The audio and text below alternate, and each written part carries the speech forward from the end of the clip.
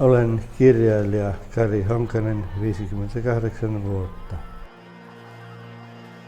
Viimeisimmän kirjani nimi on Avoimella sydämellä, jonka synnytin kovien synnytyspoltteen vaivaamana, koska kirjan teema on niin henkilökohtainen ja kipeä minulle.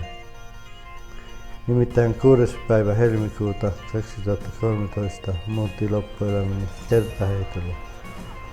Kun lääkäri soitti minulle ja kertoi minulle diagnoosin, olin sairastunut parantumattoman etenevän Parkinsonin tautiin. Olin vasta 55 vuotta ja parhaassa työiässä. Tietysti uutinen oli minulle shokki. Tässäkö oli elämäni? Näinkö kaikki päättyi? Onneksi Jumala oli toista mieltä. Uuden kirjani olen kirjoittanut hyvin avoimella sydämellä. Avaan siinä elämäni ja annan Parkinsonin taudille kasvot. Kirjoitan, miltä minusta tuntuu, kun voimat hiipuvat ja taudin oireet alkoivat näkyä minussa. Millaista on, kun 32 vuotta evankeliumia saarnannut pastori alkaa menettää voiman äänestään.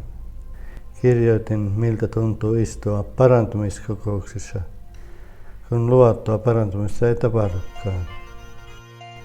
Voin tänä päivänä kertoa, että olen onnellinen mies.